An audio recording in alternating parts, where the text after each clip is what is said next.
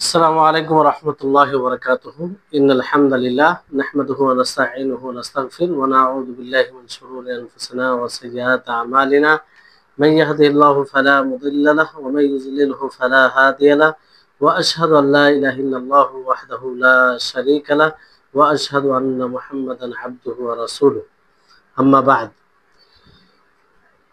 রব্বি ইশরাহ লি সাদরি ওয়া ইয়াসসির লি আমরি ওয়াহলুল উকদাতাম মিন লিসানি ইয়াফকাহু কওলি। রব্বি জিদনি ইলমা। আল্লাহুম্মা ইন্নী আসআলুকা ইলমান নাফিআ ওয়া রিজকান তাইয়্যিবা ওয়া আমালান মুতাকাব্বালা। সম্মানিত, আজকের শেখুল ইসলাম ইবনে তাইমিয়া রাহিমাহুল্লাহ একটি অন্যতম বই আল আকিদাতুল ওয়াসিতিয়া 24তম ক্লাসে উপস্থিত সুপ্রিয় ভাই সকল ও সম্মানিতা বোন, যাবতীয় প্রশংসা গুণগান সেই আল্লাহ তাবারক ওয়া তাআলার জন্য, যিনি আমাদের সকলকে এই ইলমি হালকায় অংশগ্রহণ করার তৌফিক দিয়েছেন। তারপরে আমাদের সকলের প্রাণপ্রিয় নবী করিম মুহাম্মদ মুস্তাফা সাল্লাল্লাহু আলাইহি ওয়াসাল্লাম ওনার উপর অসংখ্য শান্তি ধারা বর্ষিত হোক। আল্লাহুম্মা সাল্লি আলাইহি আল্লাহুম্মা বারিক আলাইহি। তো আমাদের যে চলমান কথা ছিল যে আল্লাহ তাবারক ওয়া তাআলা তিনি খুশি হন, তিনি আনন্দিত হন। আর তার দলিল আমরা পূর্বের ক্লাসে জেনেছি যে এক বান্দা আল্লাহর কাছে তওবা করে, তওবার ফলে আল্লাহ তাআলা তার প্রতি খুশি হন, আল্লাহ তাআলা তার প্রতি খুশি হন। আর হাদিসটা পুরোপুরি আমরা শুনেছিলাম যে সে এক আরোহণ নিয়ে, সওয়ারি নিয়ে যাচ্ছিল, তাতে খাবার ছিল, পানীয় জিনিস ছিল, হঠাৎ করে সেটা হারিয়ে যায়। তাকে দেখতে পায় না, সে নিরাশ হয়ে একটি বৃক্ষের নিচে শুয়ে যায় আর মৃত্যুর অপেক্ষা করে। সে হঠাৎ করে দেখে যে তার সওয়ারি, আরোহণ ঘোড়া যাই হোক কিংবা উট সেখানে এসে উপস্থিত, সেখানে তার পাশে রয়েছে। তখন সে এতটা আনন্দিত হয়েছিল, এতটা খুশি হয়েছিল যে সেই খুশিতে সে বলে ফেলে, আল্লাহুম্মা আনতা আবদি ওয়া আনা রব্বুকা, যে হে আল্লাহ তুমি আমার বান্দা আর আমি তোমার রব। মানে প্রবল খুশিতে এটা তার মুখ থেকে বের হয়ে গেছিল। তো আল্লাহ তাবারক ওয়া তাআলা তার তওবাকে কবুল করেছিলেন, কারণ এটা ইচ্ছাকৃতভাবে করেন। তো এই হাদিস থেকে যেটা মূল বিষয় হচ্ছে যে আল্লাহ তাবারক ওয়া তাআলা খুশি হন। আরো বিভিন্ন আমল, সৎ আমল থেকে আল্লাহ তাআলা খুশি হন, যা অন্য অন্য হাদিস দ্বারা প্রমাণিত। কিন্তু এই খুশি হওয়া কি বান্দাদের খুশি হওয়ার মতো? না। বান্দা যেমন খুশি হয় তখন শরীর হালকা হয়ে যায়, একটু ফুর্তি অনুভব করে, এজন্য যে খুব খুশি মনে করে, মনে মনে তার মনে এরকম হয় যে সে যেন হাওয়াতে উঠছে, এরকম। কিন্তু আল্লাহ তাবারক ওয়া তাআলার খুশি আমরা এরকম বলতে পারি না। তিনি খুশি হন, বাস হাদিস দ্বারা প্রমাণিত, তিনি খুশি হন। কিন্তু কেমন ভাবে, কিভাবে, মাখলুকের মতো আমরা কখনো বলতে পারি না।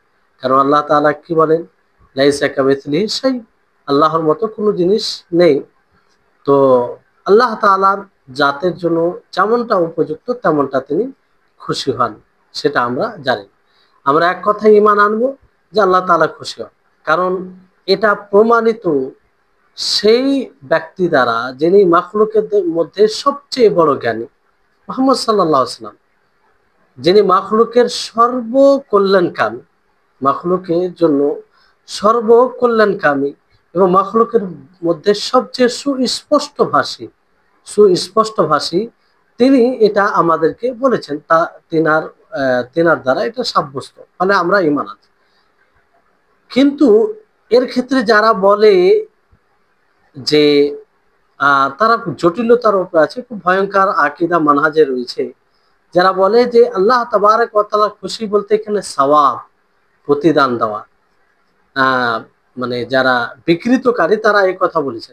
তারা বলে যে আল্লাহ তাআলা খুশি হন না, বরং তার খুশি থেকে উদ্দেশ্য যে তিনি সওয়াব দান করেন, প্রতিদান দেন কাকে? তাইব তওবাকারীকে, অথবা সওয়াব দেওয়ার ইরাদা ইচ্ছা করেন। তো তারা আল্লাহ তাবারক ওয়া তাআলার জন্য সাব্যস্ত করে মানে সওয়াবকে এই ক্ষেত্রে, আর ইরাদাকে ইচ্ছাকে সাব্যস্ত করে। এজন্য তারা যখনই আল্লাহ তাআলার খুশির ব্যাপারে আলোচনা হয় তখন তারা কি করে যে এই খুশি বলতে, এই আনন্দ বলতে মানে মাখলুককে সওয়াব দেওয়া অথবা মাখলুককে সওয়াব এর ইচ্ছা করা, প্রতিদান দেওয়া, তারা এটা বলে। কিন্তু আহলুস সুন্নাহ ওয়াল জামাআহ কি বলে যে না, এখানে খুশি হওয়া বলতে আল্লাহ তাআলার বাস্তব খুশি, বাস্তব খুশি আল্লাহ তাবারক ওয়া তাআলা তিনি খুশি হন, এটা তার বাস্তব অর্থে নেওয়া হবে। কিন্তু আমরা মাখলুকের সাথে সাদৃশ্য দিতে পারি না, মাখলুকের সাথে সাদৃশ্য দিতে পারি। তো এই হাদিস থেকে যেটা উপকারিতা বের হয় যে আল্লাহ তাবারক ওয়া তাআলা খুশি হয়, এটা সাব্যস্ত। আর এটা আল্লাহ তাবারক ওয়া তাআলার পরিপূর্ণ রহমতের দিক একটা। আর আল্লাহ তাআলা যে বান্দার প্রতি রহম করেন, দয়া করেন, এটা একটা দিক। কারণ যখন কোনো বান্দা জানবে আল্লাহ তাআলা খুশি হন, তখন এক গুনাহগার পাপী তখন আল্লাহর দিকে স্বাভাবিকভাবে সে ফিরে আসবে। কারণ সে জানে আল্লাহ তাআলা খুশি হন তওবা দ্বারা, তো সে ফিরে আসবে।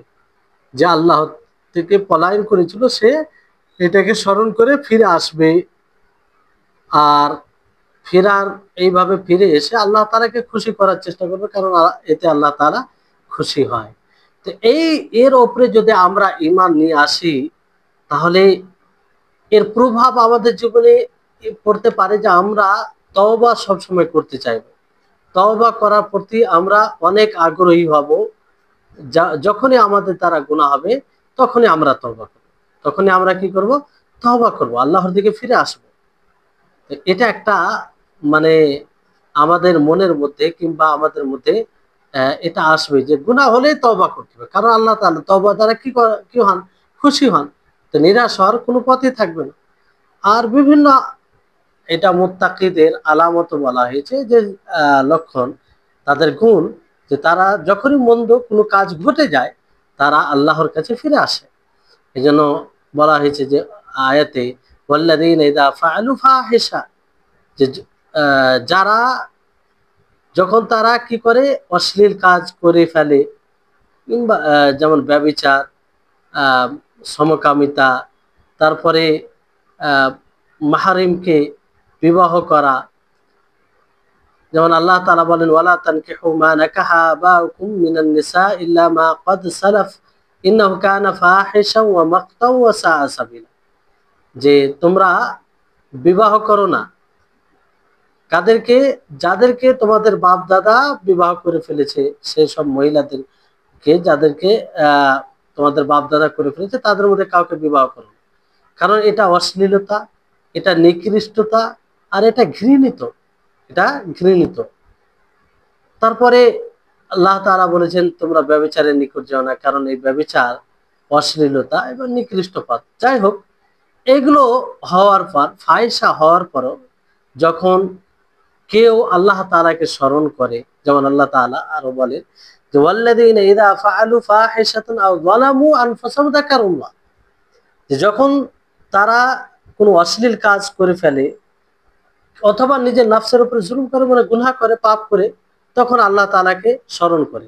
বলতে আল্লাহ তাআলাকে স্মরণ করে, আল্লাহ তাআলার আজমত বড়ত্বকে স্মরণ করে, আল্লাহ তাআলার যে শাস্তি গুনাহ করলে, অশ্লীলতা ছড়ালে সে শাস্তিকে স্মরণ করে।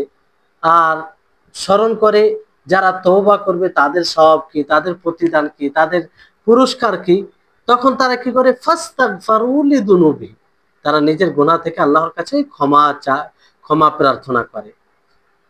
তো এটা করে যে, আর এটা মুত্তাকিদের বৈশিষ্ট্য, তারা গুনাহ হলেই আল্লাহর কাছে ফিরে আসবে। তো ফলে আল্লাহ তাআলা কি করবেন? ওয়ামাই ইয়াগফিরু যুনুবা ইল্লাল্লাহ, আল্লাহ তাআলা তাদেরকে ক্ষমা করবেন। তো বিষয়টি হচ্ছে যে আল্লাহ তাআলা তিনি ক্ষমা করেন, তিনি ক্ষমা করেন, যত বড় পাপ হোক তার কাছে ফিরে এলে আল্লাহ তাআলা ক্ষমা করেন। হকুকুল ইবাদ এটা ভিন্ন বিষয়, যে যার হক তাকে পৌঁছে দিতে হবে।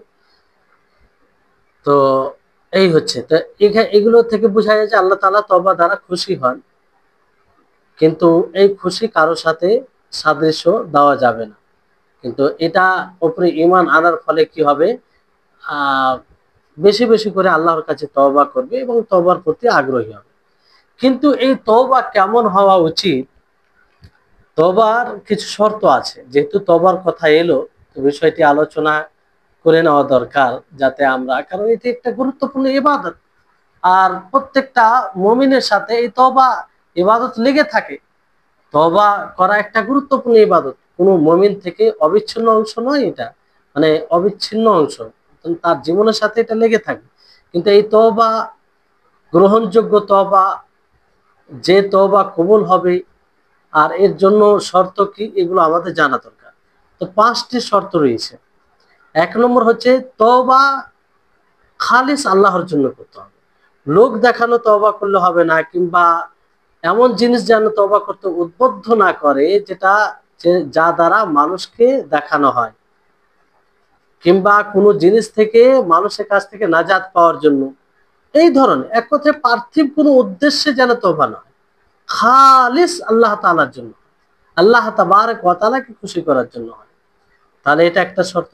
দ্বিতীয় শর্ত হচ্ছে যে, যে গুনাহটি হয়েছে, যে পাপটি হয়েছে, তার উপরে লজ্জিত হবে, লজ্জিত হতে হবে। এমন হলে, হ্যাঁ আল্লাহ তুমি ক্ষমা করে দাও, এই গুনাহ করেছি, কোনো লজ্জা নেই, হ্যাঁ, তাহলে এই তওবা কবুল হবে না। তৃতীয় তওবা হচ্ছে যে সেটাকে একদম ছেড়ে দিতে হবে, একদম ছেড়ে দিতে হবে। হ্যাঁ, যদি ছেড়ে দেয় তাহলে এই তওবা গ্রহণযোগ্য হবে। অথবা যদি কোনো মানুষের হকের সাথে সম্পৃক্ত হয়, তাহলে যে যার সাথে এটা সম্পৃক্ত তাকে পৌঁছে দিতে হবে, তাকে তার হক পৌঁছে দিতে হবে। চতুর্থ শর্ত হচ্ছে যে ভবিষ্যতে না করার দৃঢ় সংকল্প করা, ভবিষ্যতে না করার, ওই গুনাহ আবার পুনরায় না করার দৃঢ় সংকল্প করা। পঞ্চম হচ্ছে যে তওবা কবুলের সময় হতে হবে, কবুলের সময় হতে হবে। তওবার রাস্তা যখন বন্ধ হয়ে যাবে, তখন তওবা করে কোনো কাজ হবে না। সাধারণ মানুষের জন্য তওবার রাস্তা কখন বন্ধ হবে? সকল মানুষের জন্য যখন সূর্য পশ্চিম থেকে উদিত হবে, তখন থেকে তওবার রাস্তা বন্ধ, কারো তওবা গ্রহণ করা হবে না। এই জন্য তার আগে আগেই আমাদেরকে তওবা করতে হবে, সবসময় তওবা করে যেতে হবে। আল্লাহ তাআলা যেমন বলেন, ওয়ালাইসাতিত তাওবাতু লিল্লাযিনা ইয়ামালুনা আস-সাইয়্যাত হাত্তা ইযা হাদারা আহাদাকুমুল মাউত ক্বালা ইন্নী তুবতুল আন, যে তওবা সেই সব ব্যক্তিদের জন্য নয় যারা দুষ্কর্ম করে, মন্দ কর্ম করে, এমনকি তাদের মধ্যে কারো নিকটে মৃত্যু পৌঁছে যায় আর বলে যে আমি এখন তওবা করছি, ফিরে আসছে, মানে মৃত্যুর সময়, ওই সময় তওবা কবুল হবে না। মৃত্যু আসার পূর্বে তওবা করতে হবে। তারপরে নবী সাল্লাল্লাহু আলাইহি সাল্লাম থেকে প্রমাণিত, নবী সাল্লাল্লাহু আলাইহি সাল্লাম বলেন যে তওবার জামানা যখন এটা কেটে যায়, মানে তওবার সময় শেষ হয়ে যায়, যেমন সূর্য যখন মাগরিব থেকে পশ্চিম থেকে উঠবে, আর মানুষ সেই সময়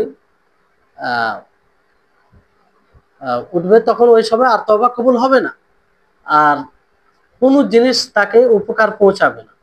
যেমন আল্লাহ তাআলা সূরা আনআমের 158 নম্বর আয়াতে বলেন, লা ইয়ানফাউ নাফসান ঈমানুহা লাম তাকুন আমানাত মিন ক্বাবল আও কাসাবাত ফি ঈমানিহা খায়রা, যে কোন নফসকে তাদের ঈমান উপকার করবে, উপকৃত করবে না যদি পূর্বে ঈমান না নিয়ে এসে থাকে, অথবা তাদের ঈমানে কোনো কল্যাণও নিয়ে আসবে না।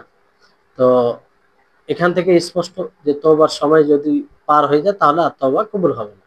তো এই হচ্ছে 5টি শর্ত। যদি এই 5টি শর্ত বিদ্যমান থাকে, পূর্ণ হয়, তাহলে তওবা সঠিক হবে, মানে গ্রহণযোগ্য হবে। আর যদি, হ্যাঁ, এবার এখানে একটা প্রশ্ন জাগছে যে তওবার বিশুদ্ধতার জন্য, সঠিক তওবার জন্য কি সমস্ত গুনাহ থেকে তওবা করতে হবে এটা শর্ত, না যে গুনাহ হয়েছে সেই গুনাহ থেকে তওবা করলে ওই গুনাহ থেকে তওবা বলে এটা গণ্য হবে? কোনটা বিষয়? মানে তওবার বিশুদ্ধতার জন্য এটা কি শর্ত, কি যতগুলো গুনাহ আছে সমস্ত গুনাহ থেকে তওবা করতে হবে, এটা কি শর্ত? তো এখানে আসলে দ্বিমত রয়েছে, কিন্তু সঠিক হচ্ছে শর্ত নয়। সঠিক হচ্ছে শর্ত নয়, বরং যে গুনাহ থেকে তওবা করবে সে গুনাহ থেকে তায়েব বলে তাকে গণ্য করা হবে এবং তার সেটি গুনাহ ক্ষমা করবেন আল্লাহ তাআলা। হ্যাঁ, যদিও অন্য গুনাহ করতে থাকে, কিন্তু তাকে মুতলাক তায়েব বলা হবে না, যে সমস্ত গুনাহ থেকে সে তওবাকারী এটা বলা হবে না, বরং যুক্ত করে যে সে অমুক গুনাহ থেকে তওবা করেছে, মুতলাক ভাবে নয়। যেমন ধরুন কেউ মদ পান করে, কিংবা সুদ খায়, কিংবা আর কিছু করে, তো তার যদি যদি সে মানে সুদও খায়, মদও খায়, আর কি করে, অন্য গুনাহও করে, অন্য গুনাহও করে, আর সে কিন্তু মদ খাওয়া থেকে তওবা করেছে, তো তা বাকিগুলো থেকে তওবা করেনি, তো তার তওবা কি এটা কবুল হবে? তওবা যদি সঠিক হয় তো কবুল হবে। কিন্তু বাকি যেগুলো, যে গুনাহগুলো, সুদ খাওয়া কিংবা আর কিছু যে গুনাহগুলো রয়েছে, সে গুনাহগুলো আহ আহ মানে সেই গুনাহগুলো তার গুনাহ থাকবে, মানে অন্য কিছু যে পাপ কাজ করা যেগুলো রয়েছে সেগুলোর গুনাহ থাকবে, কিন্তু যে গুনাহ থেকে তওবা করবে সে তওবাকে আহ মানে গ্রহণ করা হবে। এমনটা নয় যে সমস্ত গুনাহ থেকে তওবা করতে হবে, এরকমটা শর্ত নয়। তাহলে যেই ব্যক্তি তওবা করবে তার জন্য এই সব শর্ত মানে থাকতে হবে। এই সব শর্ত যদি না থাকে তার তওবা গ্রহণযোগ্য বলে মনে করা হবে না, মনে করা হবে না। জি, অনেক সময় এরকম হয় যে একজন ব্যক্তি তওবা করলো, তওবা করার পর আবার যে কাজ থেকে তওবা করছে আবার ওই গুনাহটা করে ফেললো।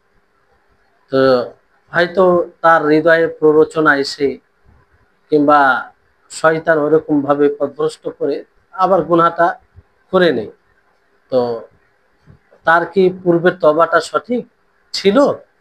জি হ্যাঁ, যদি সঠিক সঠিক নিয়তে পূর্বের যেগুলো শর্ত বলা হলো সেই সমস্ত শর্ত যদি থাকে তাহলে সেই তওবাটা গ্রহণযোগ্য। যদিও আবার সে ওই গুনাহটা করে, গুনাহ আবার হয়ে যেতে পারে, কিন্তু তার উপরে মানে টিকে থাকবে না, বরং ফের আবার তওবা করবে। তওবা করার সময় যদি সমস্ত শর্ত থাকে তাহলে সেটা মানে মানা যাবে। জি, তো এই হচ্ছে বিষয়। এখন তারপরে যে বিষয়টি রয়েছে গুরুত্বপূর্ণ বিষয়, যে আল্লাহ তাবারক ওয়া তাআলা হাসেন, তো তিনি জাহাক, জাহাক মানে হাসা, এটা সাব্যস্ত রয়েছে, আর এটা হাদিসেও প্রমাণিত। হাদিস রয়েছে, রাসূল সাল্লাল্লাহু আলাইহি সাল্লামের বাণী, ইয়াদহাকুল্লাহু ইলা রাজুলাইনি ইয়াকতুলু আহাদুহুমা আল আখার কিলাহুমা ইয়াদখুলুল জান্নাহ, যে আল্লাহ তাআলা দুই ব্যক্তিকে কেন্দ্র করে হাসবেন।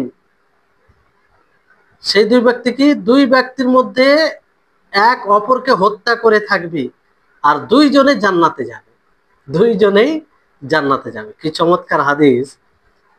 তো বিষয়টি হচ্ছে এটা কেমন করে, রাসূল সাল্লাল্লাহু আলাইহি সাল্লাম এই হাদিসে এটা বলেছেন যে আল্লাহ তাআলা দুই ব্যক্তিকে আহ তাদেরকে দেখে হাসবেন, কারণ দুইজনে এক অপরকে হত্যা করে থাকবে আর দুজনেই জান্নাতে যাবে। আর এক অপরকে যে হত্যা করবে সেটা কিসের কারণে? শত্রুতার কারণে, শত্রুতার প্রবল শত্রুতা থাকবে। তারপরও তারা জান্নাতে যাবে, তারপরও তারা কোথায় যাবে? জান্নাতে যাবে। অথচ সেই শত্রুতা থাকবে, সে শত্রুতা মানে মানে চলে যাবে, মানে নিশ্চিহ্ন হয়ে যাবে পরবর্তীতে। যেমন ধরেন যে দুইজনের মধ্যে একজন মুসলিম, মানে যে দুইজন এক অপরকে হত্যা করে থাকবে আর দুইজনই জান্নাতে যাবে, এক অপরকে মানে একজন হত্যা করবে আর একজনকে ফের অন্য কেউ হত্যা করবে, এরকম বিষয়। যে দুইজনের মধ্যে একজন মুসলিম হবে আর একজন কাফের হবে, প্রথম মুসলিম হবে, একজন কাফের হবে। তো কাফের ব্যক্তি প্রথমে মুসলিমকে হত্যা করে দিবে, কাফের ব্যক্তি প্রথমে মুসলিম ব্যক্তিকে হত্যা করবে, ফলে মুসলিম শহীদ হয়ে মারা যাবে, শহীদ হয়ে গেল। আর শহীদ কোথায় যাবে? জান্নাতে যাবে। তারপরে আল্লাহ তাআলার ইহসান, দয়া, দয়া করবেন সে কাফের উপরে, মানে আল্লাহ তাআলার দয়ায় এই কাফের ইসলাম গ্রহণ করবে, তারপর তাকে হত্যা করা হবে এবং অন্য কেউ তাকে হত্যা করবে, সেও শহীদ হয়ে যাবে। তো এইভাবে সে মারা যাবে, মানে আহ, সেও মারা যাবে। তো এইভাবে সেও জান্নাতে যাবে। এইভাবে কাতিল মানে হত্যাকারী এবং যাকে হত্যা করা হয়েছে দুইজনেই জান্নাতে যাবে। তো এটা আল্লাহ তাআলা দেখে হাসবেন। তো এখান থেকে মূল যেটা উদ্দেশ্য, যে যাহাক এটা আল্লাহ তাবারক ওয়া তাআলার সিফাত, আল্লাহ তাবারক ওয়া তাআলার গুণ, এই হাদিসে এটা সাব্যস্ত। তো এই যাহাক, হাসি, হাসা, এটা কি মানে বাস্তব গুণ? জি হ্যাঁ, এটা বাস্তব গুণ। এই জন্য আল্লাহ তাবারক ওয়া তাআলার আসমা ও সিফাতের ব্যাপারে নীতিমালা হচ্ছে এটা, যে যতগুলো এই ধরনের গুণ আল্লাহ তাআলা সম্পর্কে এসেছে সেটাকে তার বাস্তব অর্থে নিতে হবে। তবে আল্লাহ তাবারক ওয়া তাআলার হাসা মাখলুকের মতো নয়। আল্লাহ তাআলা হাসেন তার সত্তার জন্য যেমন উপযুক্ত, তার বড়ত্ব তিনি আজিম, ও এটা সম্ভবই নয় যে তার হাসা কোনো মাখলুকের হাসার মতো হবে, আর এটা বলা জায়েজই হবে না। আর এই এই কথা যে আল্লাহ তাআলা হাসেন, এটাকে যদি সাব্যস্ত মানা যায়, এই কারণে কেউ বলবে যে আল্লাহ তাআলা হাসেন তার মানে আল্লাহ তাআলার মুখ আছে, আল্লাহ তাআলার দাঁত আছে, এইরকম জিনিস আছে, এটা জায়েজ হবে না। কারণ এই এই এইসব বিষয়ে তো বলা হয়নি। বাস আল্লাহ নবী কি বলেছে, আল্লাহ নবীর হাদিস দ্বারা আমরা জানতে পেরেছি আল্লাহ তাআলা হাসেন, হাসেন, বাস এর উপর আমরা ঈমান আনবো, এর উপর আমরা ঈমান আনবো। আর আল্লাহ তাআলা কেমন ভাবে হাসেন, তার সত্তার জন্য যেমন উপযুক্ত। তো যদি কেউ বলে, যে যদি বলি, কেউ বলে যে আল্লাহ তাআলা জন্য যদি এটা সাব্যস্ত করে যায় যে তিনি হাসেন, তাহলে এতে তো মাখলুকের মতো হয়ে যায়, মাখলুক হাসে, এটা বলা ঠিক হবে না। কারণ আল্লাহ তাবারক ওয়া তাআলা হাসেন এটাকে সাব্যস্ত করাতে মাখলুকের মুশাবাহাত আসে না, মাখলুকের মধ্যে মাখলুকের সাথে সাদৃশ্যতা আসে না। কারণ আল্লাহ তাআলা তিনি হাসেন, তিনি আবার তিনি হাসেন তার নবী দ্বারা এটা প্রমাণিত। আবার তিনি বলেছেন লাইসা কামিথলিহি শাই, যে তার মতো কোনো জিনিস নেই। ওয়া হুয়াস সামিউল বাসির, আর তিনি শুননেওয়ালা, দেখনেওয়ালা। আর তিনি এটা বলেছেন যে তার মতো কেউ নেই, অথচ তিনি বলেছেন তিনি শুননেওয়ালা, দেখেন। তো মাখলুকও শুনেন, মাখলুকও দেখেন, মাখলুকও শোনেন। কিংবা অনুরূপ ভাবে আল্লাহ তাআলা হাসেন, কিন্তু আল্লাহ তাআলার হাসা মাখলুকের মতো নয়। জি। আর সর্বোপরি বিষয় অন্য দিক দিয়ে বলা যেতে পারে যে নবী সাল্লাল্লাহু আলাইহি সাল্লাম তিনি ওহী ব্যতীত কোনো কথা বলেন না। বিশেষ করে এসব বিষয় তো ওহী ওহী ছাড়া কথাই বলেন না, কারণ এটা গায়েবের বিষয়। আল্লাহ তাআলা হাসেন, আল্লাহ তাআলা দেখেন, এগুলো বিষয় বলা গায়েবের বিষয়। আল্লাহ তাআলা নবী সাল্লাল্লাহু আলাইহি ওয়াসাল্লাম ওহী ছাড়া কি করে বলতে পারে? আর এটা কোনো ইজতিহাদি বিষয় নয় যে আল্লাহ নবী ভেবে চিন্তে বলে দিয়েছেন, এরকম বিষয় নয়। রাসূল সাল্লাল্লাহু আলাইহি ওয়াসাল্লাম এইসব বিষয় ইজতিহাদ করেননি। যেমন অন্য অন্য বিষয়ে আল্লাহ নবী ইজতিহাদ করেছেন, বলেছেন, তারপরে সঠিক হলে আল্লাহ তাআলা সেটা মানে স্থির রেখেছেন, সমর্থন করেছেন। সমর্থন বলতে এই অর্থে যে সেটাকে বাকি রেখেছেন, আর যদি ভুল হয়েছে তো আল্লাহ তাআলা সতর্ক করেছেন। এরকম বিষয় এটা নয়, বরং এটা আল্লাহ তাআলা সম্পর্কে বিষয়, আল্লাহ তাআলা সম্পর্কে আর গায়েবী বিষয়। তো আল্লাহ নবী মুহাম্মদ সাল্লাল্লাহু আলাইহি ওয়াসাল্লাম যখন বলেছেন, অবশ্যই তিনার উপরে ওহী করা হয়েছে, তিনাকে জানানো হয়েছে। ফলে এখানে সরাসরি আল্লাহ তাবারক ওয়া তাআলা হাসেন, এর উপরে ঈমান নিয়ে আসতে হবে। কিন্তু কেমন হাসা, আল্লাহু আলাম, আমরা এটা সম্পর্কে বলতে পারি না। কিন্তু অনেকেই যারা বিকৃতকারী তারা কি বলেছেন যে আল্লাহ তাআলার হাসা, এটা থেকে অর্থ হচ্ছে আল্লাহ তাআলার সন্তুষ্ট হওয়া। কারণ তারা বলতে চাইছে যে মানুষ যখন সন্তুষ্ট হয় কোনো জিনিসের উপরে, তখন সে আনন্দিত হয়, আর আনন্দিত হয় তখন হাসে।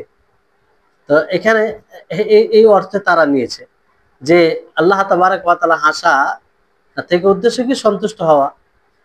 আর মানুষ যখনই কোনো জিনিসের উপর সন্তুষ্ট হয় তখন সে তা দ্বারা খুশি আনন্দিত হয়, তখন হাসে। জি।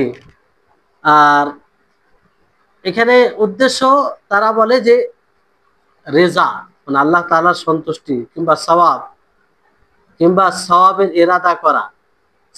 এরাদা করা। যেমনটা মুআত্তিলা বলেছে, মুআত্তিলা তারা আহলে তাতিল তারা এটা বলেছে। কিন্তু এটা কি সঠিক? এটা সঠিক নয়। এর উত্তর হচ্ছে যে এটা বলা মানে আল্লাহ তাআলার কালামকে তার জায়গা থেকে পরিবর্তন করে দেওয়া, বিকৃত করে দেওয়া। আচ্ছা, যারা বলে যে আল্লাহ তাআলা হাসেন বলতে আল্লাহ তাআলা সন্তুষ্টি কিংবা সওয়াব, এটা কোথা থেকে পেল? কিসের ভিত্তিতে এটা বললো?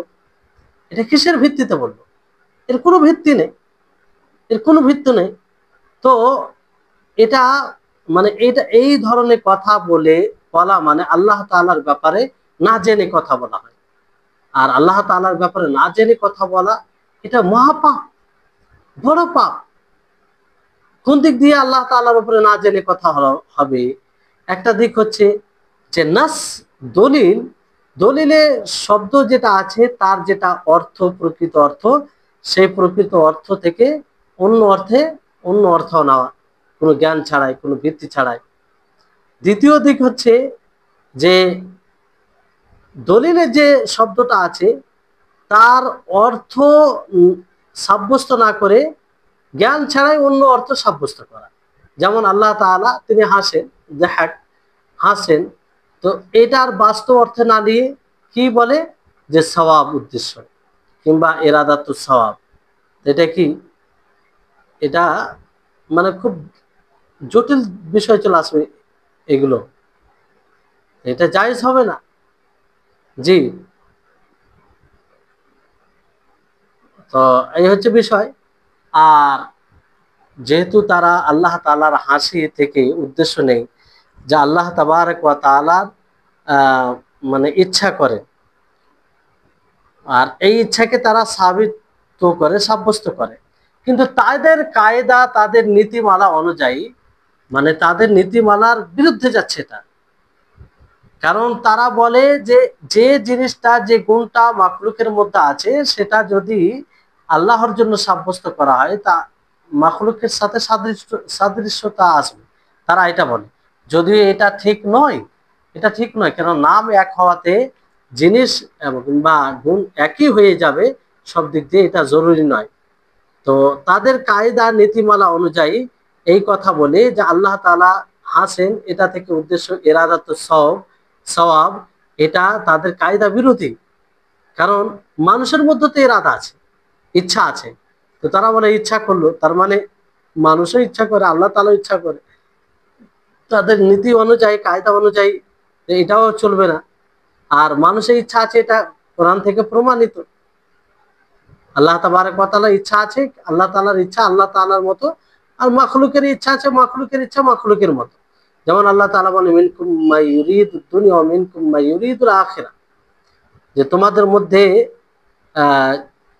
যারা দুনিয়া চাইবে আর তোমাদের মধ্যে যারা আখিরাত চাইবে। তাহলে এখানে দেখেন দুনিয়ার ক্ষেত্রে ব্যবহার হয়েছে। দুনিয়ার ক্ষেত্রে বলতে কি? মাখলুক চাইবে। তো মানুষের ইচ্ছা চাওয়া, এটা বিষয়টি আসে। তো আল্লাহর জন্য যদি ইচ্ছা করা কিংবা এরাদা, এটা অর্থ নেই, তো এখানে তো মাখলুকের জন্য আসছে। মাখলুক হতে চায়, মাখলুক হতে ইচ্ছা করে, তাহলে তো সাদৃশ্যতা চলে আসছে ওই হিসাবে। বরং মানুষের তো এরাদা আছে, ইচ্ছা আছে, তার সাথে সাথে কাদের ইচ্ছা আছে একটা দেওয়ালেরও, যেমন সূরা কাহফে বলা হয়েছে যে ফাওয়াজাদা ফিহা জিদারা ইউরিদু আন ইয়ানকাযা, যে উভয়ে পেল সেই গ্রামে একটা দেওয়াল যেটা পড়ার উপক্রম করছিল, পড়ার ইচ্ছা করছিল, পড়ার ইচ্ছা করছিল। তো এই জায়গাতে আল্লাহ তাবারক ওয়া তাআলার ইরাদা কি করে তারা সাব্যস্ত করে, মুআত্তিলা তারা কি করে সাব্যস্ত করতে পারে? কারণ তাদের কায়দা হচ্ছে যে যে গুণটি মাখলুকের মধ্যে আছে ওটা আল্লাহর মধ্যে আছে, এটা মানা যাবে না। কেন? এই কারণে যে এতে সাদৃশ্যতা আসবে, উপমা চলে আসবে, এই জন্য এটা করা যাবে না। কিন্তু এখানে তো তারা তার বিপরীত করছে, যে আল্লাহ যেটা মানুষের মধ্যে ইরাদা, সিফাতে ইরাদা আছে, আল্লাহ তাআলার মধ্যে আছে, উভয়ের মধ্যে চলে এলো। অথচ আসবে আহলুস সুন্নাহ ওয়াল জামাআহ এটা বলছে এতে কোনো সমস্যা না, যে অনেক সিফাত গুণ আছে নামে এক, যেমন মাখলুক, মাখলুক দয়া করে আর আল্লাহ তাআলা দয়া করে, তো দুইজনে দয়া করা কি এক? দুজনে দয়া করা এক নয়, দুজনে দয়া করা এক নয়।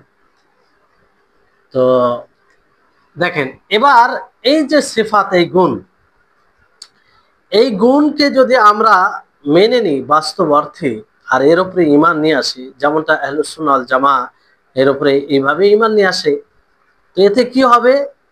যে আল্লাহ তাবারক ওয়া তাআলা হাসেন, খুশিতে হাসেন। তো হাসেন মানে কি? তার তার কাছে ভালো আশা জাগবে, যে আল্লাহ তাআলা হাসেন তার মানে ভালো আশা জাগবে। এজন্য একজন ব্যক্তি নবী সাল্লাল্লাহু আলাইহি ওয়াসাল্লাম কি বলেছিল যে হে আল্লাহর রাসূল, আমাদের রব কি হাসেন? আমাদের রব কি হাসেন? তিনি বললেন হ্যাঁ। তখন সে বলল তাহলে আমরা রবের কাছ থেকে সব সময় কল্যাণ পাবো, যিনি হাসেন। হাসছেন মানে কল্যাণ, কল্যাণেরই আশা হবে। তো এটা যখন মানুষ জানবে যে আল্লাহ তাআলা হাসেন, তো যারা জানবে এর উপরে ঈমান নিয়ে আসবে, তো তাদের জন্য কল্যাণের আশা আরো বৃদ্ধি পাবে, কল্যাণের আশা বৃদ্ধি পাবে।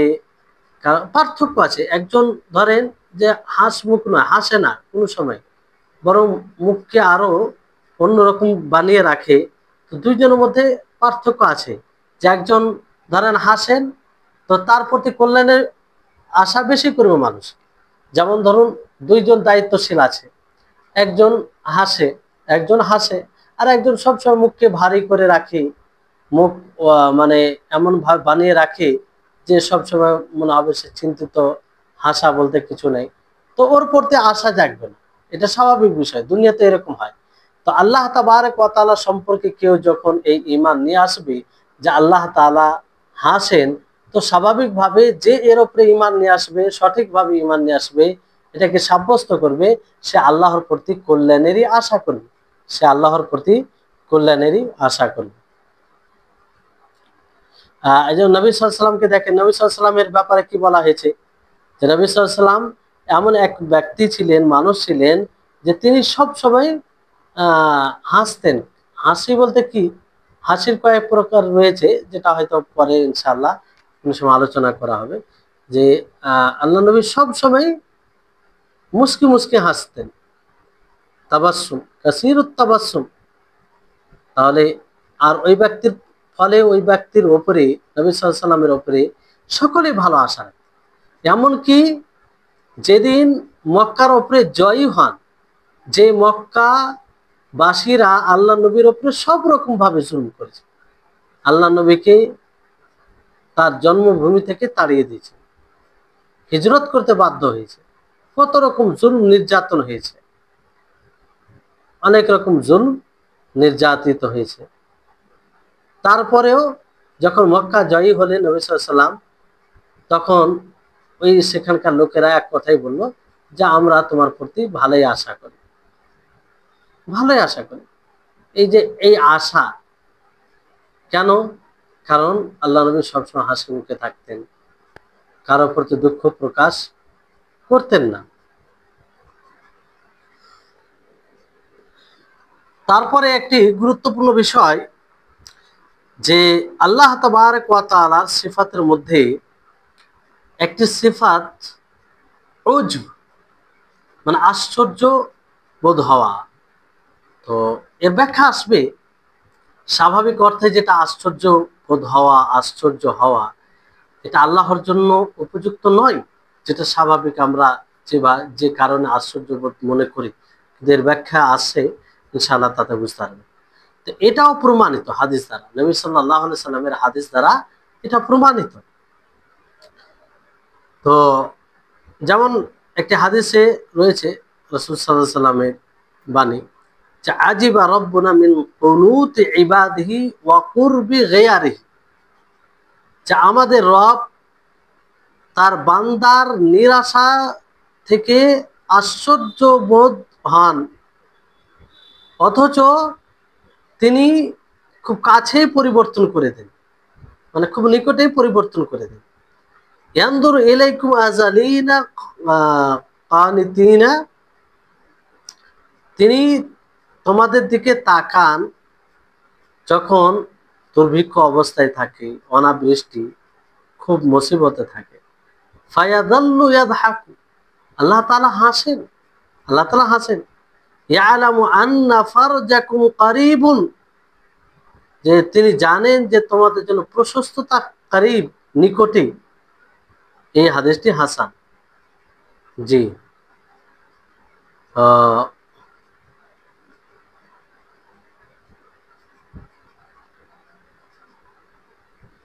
হুম।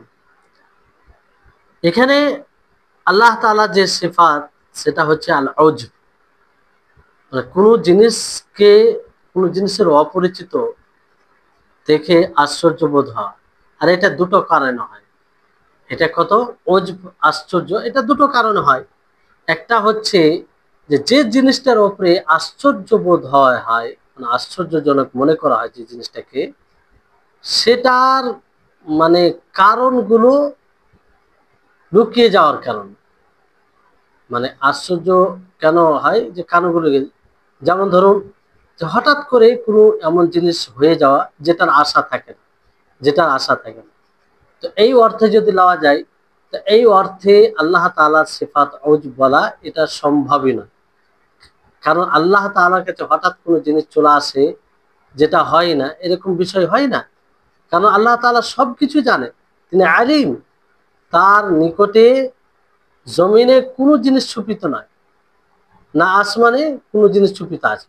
ফলে এই ধরনের তাজ্জুব কিংবা আশ্চর্য হওয়া, এটা আল্লাহর জন্য উপযুক্ত নয়।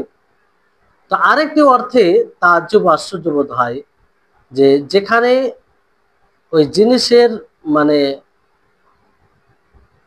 মানে এমন জিনিস ঘটে যাওয়া যেটা মানে তার উদাহরণ খুব কম হয়, ওই রকম খুব কম ঘটে এটা প্রতি, কিংবা যেটা হওয়া উচিত ছিল সেটা হয়নি, অন্যটা হয়ে যাওয়া। অথচ যে আশ্চর্য হবে তার কোনো ত্রুটি থাকে না, এখানে ত্রুটি থাকে না।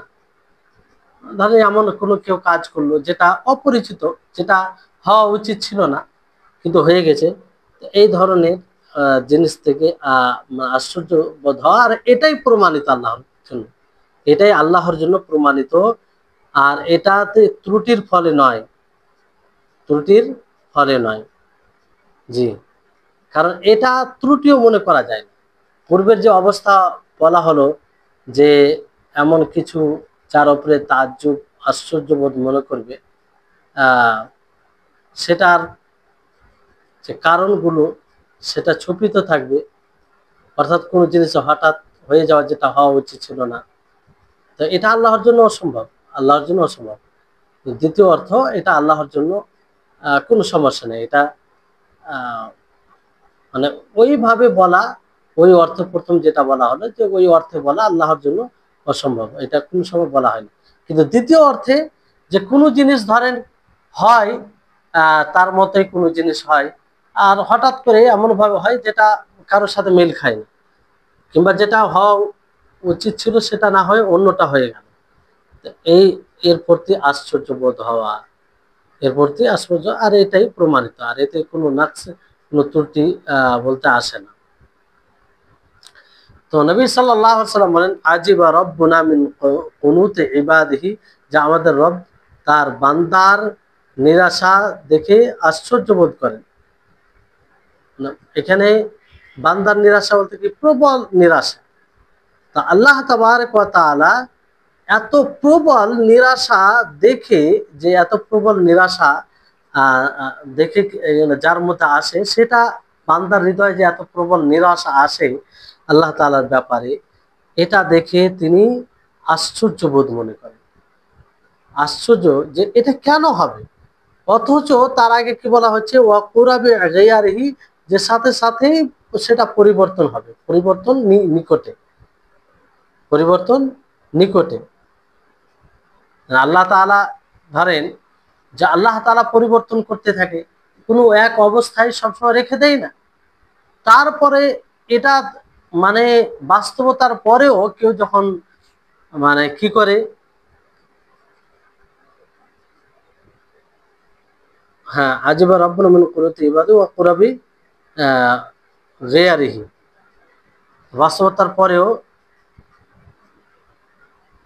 বাস্তবতার পরেও কি করে, আশ্চর্যবোধ, মানে আশ্চর্যবোধ নয়, তার রবের রহমত থেকে নিরাশ হয়ে যায়, রবের রহমত থেকে নিরাশ হয়ে যায়। এক কথায় যে আল্লাহ তাবারক ওয়া তাআলা তিনি সবকিছু দেনেওয়ালা, তিনি এক অবস্থায় সবকে সবসময় রাখেন, তিনি হয়তো নিকটে পরিবর্তন করবেন। তো এইগুলো হওয়ার পরে কি করে একজন বান্দা আল্লাহর রহমত থেকে নিরাশ হয়ে যায়। তো এটা বাস্তবতা পরেও যখন কোনো বান্দা আল্লাহর রহমত থেকে নিরাশ হয়ে যায়, তো সেটা দেখে আল্লাহ তাআলা আশ্চর্য বোধ করে। আর এই আশ্চর্য হওয়া আল্লাহ তাবারক ওয়া তাআলার হিসাবে নয়, বরং বান্দার ওই কাজ হিসেবে, বান্দার ওই কাজ হিসেবে, বান্দার ওই আমল হিসাবে। একজন যে আশ্চর্য বোধ যে মনে করে কোনো জিনিস তার কাছে অপরিচিত হওয়ার কারণে, হ্যাঁ, কিংবা উদাহরণ ছাড়াই কিছু ঘটে যাওয়ার কারণে, এটা বান্দার ক্ষেত্রে ঠিক আছে, কিন্তু আল্লাহর ক্ষেত্রে ঠিক নয়। কিন্তু আল্লাহ তাবারক ওয়া তাআলা আশ্চর্য বোধ করেন কি হিসাবে, সে জিনিস হিসাবে, তা সেই ব্যক্তি হিসাবে। জি, তার কাজটা এরকম। কিন্তু আল্লাহ তাআলা আসলে আশ্চর্য বোধ হয় না। মানে আসলে বলতে কি, আমরা যে অর্থে আশ্চর্য মনে করি, মানে প্রথম অর্থে যে কারণ আশ্চর্য বোধ হয়, এটার কারণে নয়, এটার কারণে নয়।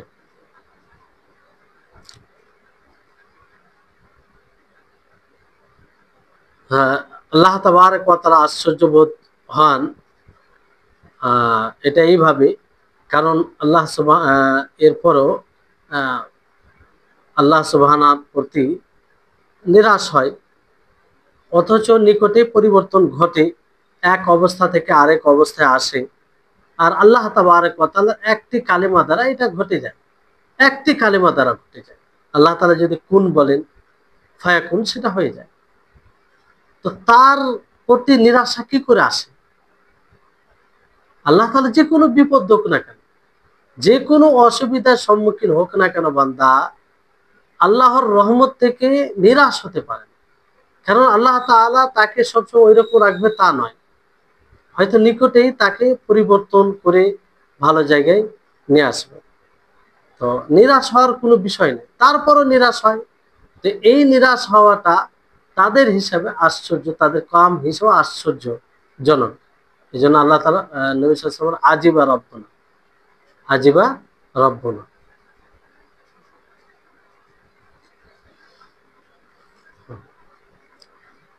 তো এখানে তারপরে হাসার কথাও এসেছে, যে ফায়াজুল্লাহ ইয়াদহাকু, তিনি হাসছিলেন, মানে এই কারণে যে তার সেই সত্তা থেকে কি করে নিরাশ হয়, যিনি আরহামুর রাহিমিন, যিনি সকলের উপরে দয়া করেন, আর যিনি জানেন যে তোমাদের প্রশস্ততা খুব নিকটে, অর্থাৎ তোমরা যে কঠিন অবস্থায় আছো সেটা দূর হয়ে যাবে, আর এটা খুব নিকটে দূর হয়ে যাবে। তো যাই হোক, এই হাদিস থেকে বেশ কয়েকটি সিফাত গুণ বোঝা যাচ্ছে। একটি গুণ হচ্ছে যে আল উজব, আশ্চর্য বোধ হওয়া, কিন্তু তার ব্যাখ্যা দেওয়া হলো যে এই আশ্চর্য হওয়া কাজ হিসেবে, মানে বান্দার যে কর্মের উপরে আল্লাহ তাআলা আশ্চর্য বোধ হন, তার কাজ হিসেবে আল্লাহ তাআলা দিক থেকে নয়। মানে যেমন আমরা দুনিয়াতে আশ্চর্য বোধ হই কোনো কিছু অপরিচিত দেখলে, যেটা হওয়া উচিত না হয়ে গেছে এটা, কিংবা কোনো ভিন্নভাবে কোনো জিনিস ঘটে যাওয়ার কারণে, এরকম বিষয় না,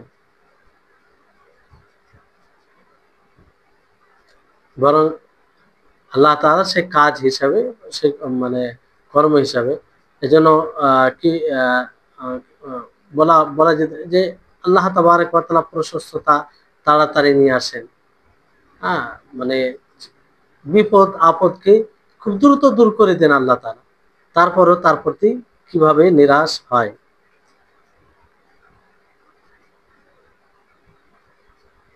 তো প্রথম যেটি সিফাত হচ্ছে যে আল্লাহ তাআলার আশ্চর্য বোধ হওয়া, যেটার আহ, মানে ব্যাখ্যা করা হয়েছে। আর দ্বিতীয় যেটি সিফাত এই হাদিস থেকে প্রমাণিত হয় যে আল্লাহ তাবারক ওয়া তাআলার কুদরত, আল্লাহ তাবারক ওয়া তাআলার শক্তি। কি বলা হয়েছে যে আজিবা রব্বুনা মিন কুনুতি ইবাদিহি ওয়া কুরবি গিয়ারিহি, যে আল্লাহ তাবারক ওয়া তাআলা অবস্থাকে পরিবর্তন করেন এক অবস্থা থেকে আরেক অবস্থা।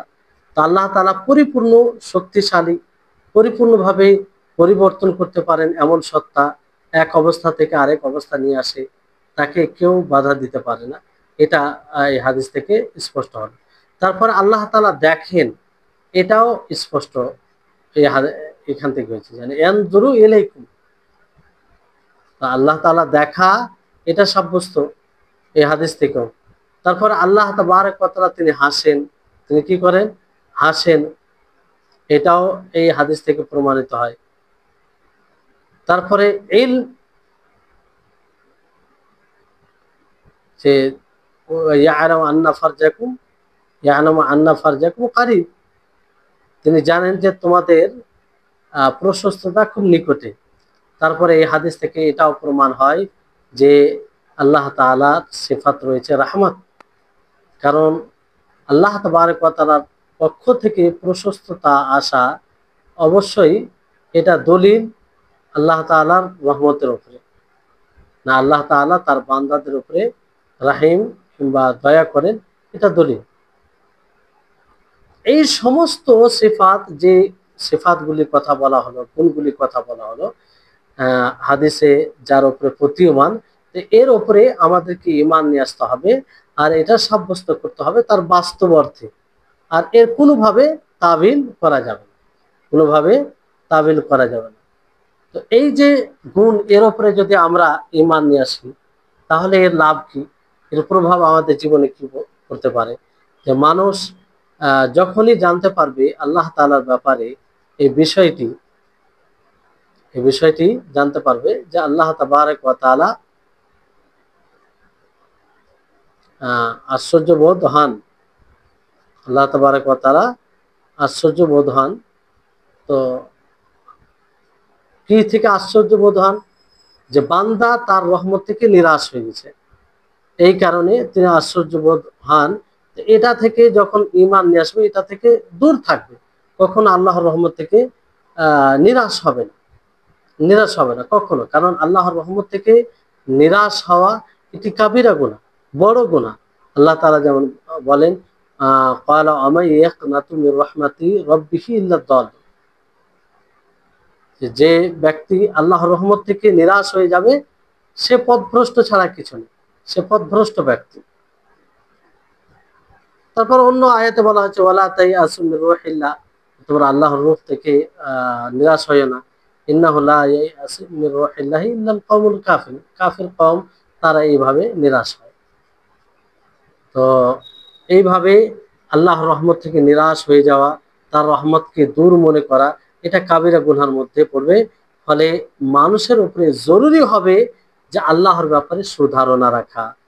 যখনই দোয়া করবে আল্লাহর কাছে ভালো ধারণা নিয়ে দোয়া করবে, হ্যাঁ, যে আল্লাহ তাআলা তিনি আমার দোয়াকে কবুল করবেন।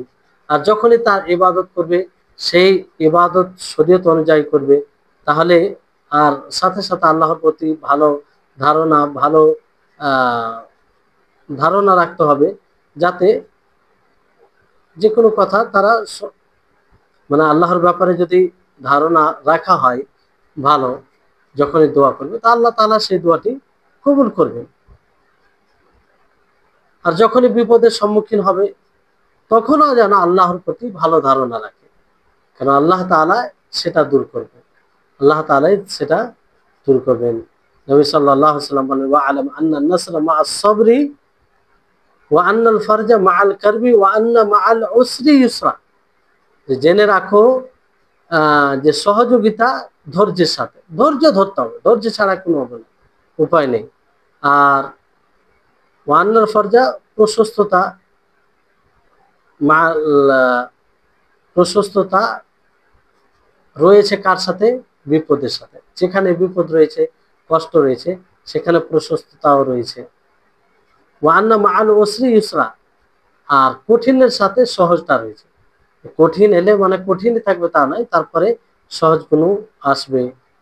যেমন আল্লাহ তাআলা পরে আয়াতে বলে যে ফাইন্না মা'আল উসরি ইউসরা, ইন্না মা'আল উসরি ইউসরা।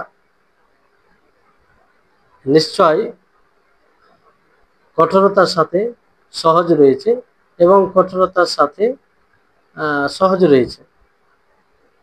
একটা কি কঠোর এর সাথে সহজ রয়েছে, আর একটা আহ